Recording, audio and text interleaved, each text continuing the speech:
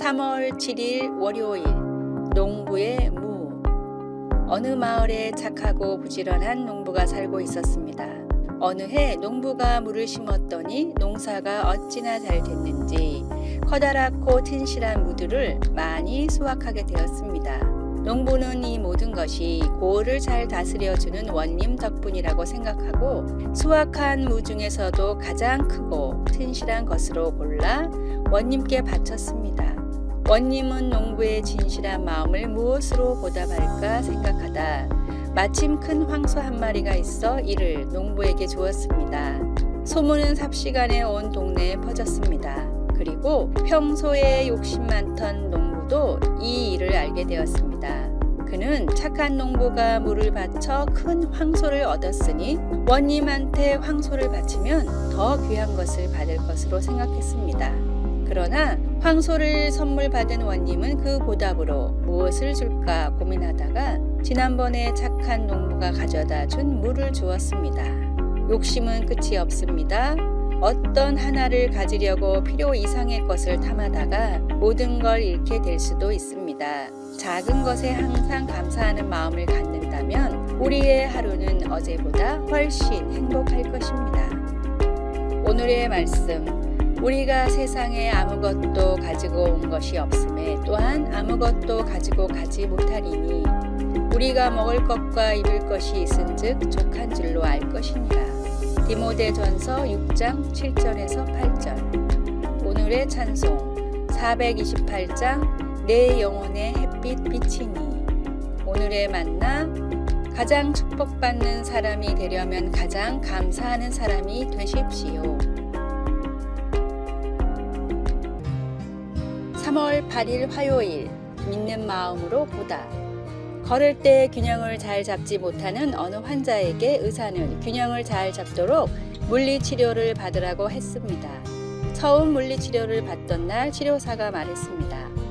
보이는 것에만 의존하지 마세요. 심지어 잘못되었을 때도요. 몸의 다른 기관을 제대로 사용해 보세요. 발바닥에 전해지는 감각이나 귀 속에서 알려주는 평형 감각 같은 것도 다 균형 잡는 데 도움이 됩니다. 이 의사의 말은 골리앗과 마주한 양치기 소년 다윗의 이야기를 떠올려 줍니다. 블레셋의 장수 골리앗은 40일이나 이스라엘 군대 앞에서 거들먹거리며 걸으면서 누군가를 보내 자기와 싸우자고 그들을 조롱했습니다. 그런데 이스라엘 사람들은 눈에 보는 것만으로도 두려움에 떨었습니다. 그럴 때 아버지의 심부름으로 형들에게 필요한 것들을 전해주러 온 어린 다윗이 나타났습니다. 다윗은 그 상황을 어떻게 보았습니까? 그는 눈으로 보이는 것이 아닌 하나님을 믿는 믿음으로 보았습니다. 그는 그 거인을 보았지만 하나님께서 그 백성들을 구해주실 것을 믿었습니다. 비록 그는 어린 소년이었지만 사울 왕에게 이렇게 말했습니다. 누구든지 저자 때문에 사기를 이뤄서는 안 됩니다. 제가 나가서 저 블레셋 사람과 싸우겠습니다. 그러고는 골리앗에게 말했습니다. 전쟁의 여호와께 속한 것인즉 그가 너희를 우리 손에 넘기시리라. 그리고 하나님은 바로 그렇게 하셨습니다. 하나님의 성품과 능력을 의지하면 보이는 것보다 믿음으로 더 가깝게 살 수 있게 됩니다. 여러분은 무엇으로 어려움을 겪고 계십니까? 이 시기에 하나님을 믿는 믿음으로 산다는 것은 무엇을 의미할까요? 말씀. 이는 우리가 믿음으로 행하고 보는 것으로 행하지 아니함이로라. 고린도후서 5장 7절. 찬송 545장 이 눈에 아무 증거 아니 배워도. 기도. 하나님, 고난 가운데 의지한다는 것이 무엇을 의미하는지를 보여주소서. 하나님은 능력과 사랑이 많으신 분이십니다. 아멘.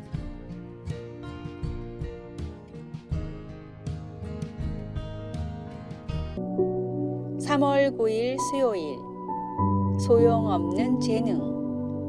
큰 바위 얼굴 좋은 글씨 낡은 저택의 있기 등을 쓴 나다니엘 호소는 18세기 미국을 대표하는 세계적인 작가입니다. 그는 대학 시절부터 소설을 쓰며 작가로 데뷔했지만 문학적 재능을 인정받기 시작한 것은 30세 이후였고 경제적인 여유를 얻게 된 것은 훨씬 나중이었습니다. 그러나 말년에는 미국에서 큰 인기를 끈 유명 작가가 되었고, 따라서 그가 대학생 시절 때 쓴 작품들도 큰 가치를 가지게 되었습니다. 심지어는 호손이 죽은 뒤에도 출간되지 않은 그의 원고들이 발견되었습니다. 이것은 분명 문학적으로 큰 발견이었지만 유감스럽게도 여전히 대부분 출간되지 못하고 있습니다.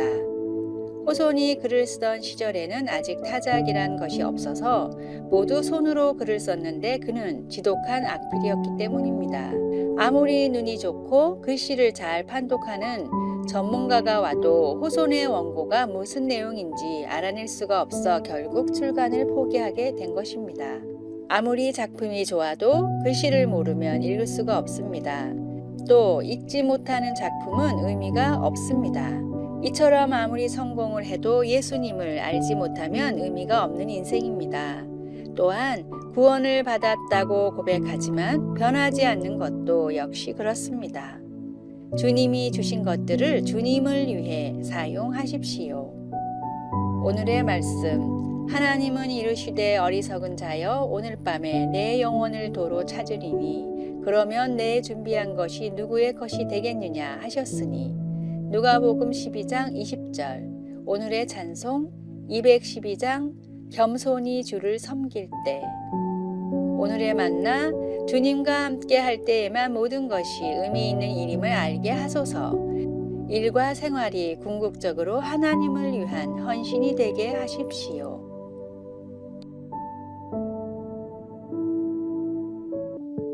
(3월 10일) 목요일. 응답 없는 기도. 다 왔어요? 아직? 다 왔어요? 아직? 이것은 아이들을 키워본 부모라면 자동차로 가면서 함께 주고받는 흔한 이야기입니다. 아이가 어찌나 끊임없이 이 말을 반복하는지 만약 한 번 물어볼 때마다 1,000원씩 받았다면 꽤 많은 돈이 쌓였을 것입니다. 그런데 아이들만 다 왔어요? 라는 그 질문에 집착하는 게 아닙니다. 사실 대부분 어른들도 말로 내뱉지 않을 뿐 이와 유사한 질문을 합니다. 그 이유는 다 같습니다. 우리는 지쳤고 눈이 근심으로 말미암아 쇠했기 때문입니다. 저녁 뉴스에서부터 직장에서의 반복되는 좌절, 끊임없는 건강 문제, 사람과의 관계의 어려움 등에서 비롯되는 모든 것이 우리를 탄식함으로 피곤하게 만듭니다. 그래서 우리는 울부짖습니다. 주님, 이제 다 왔나요? 얼마나 더 가야 하나요? 시편은 그런 피곤함을 잘 알았기 때문에 정직하게 하나님께 그 질문을 드렸습니다.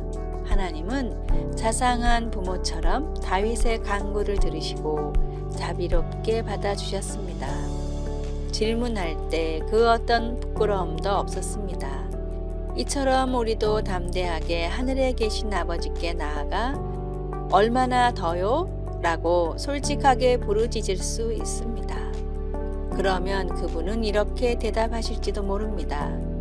아직은 아니란다. 하지만 거의 다 왔어. 나는 선하니 나를 믿으렴. 지금 몹시 지쳐 주님 얼마나 더요? 라고 묻고 있는 이유가 무엇입니까? 하나님의 어떤 부분이 그분이 신뢰할 수 있는 분이라는 것을 보여줍니까? 말씀.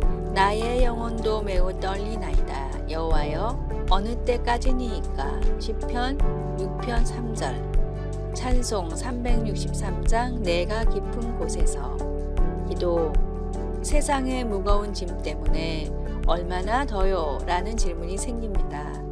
이런 기도까지 기쁘게 받아주시니 감사합니다. 삶 속에서 하나님을 신뢰할 수 있도록 힘을 주소서. 아멘.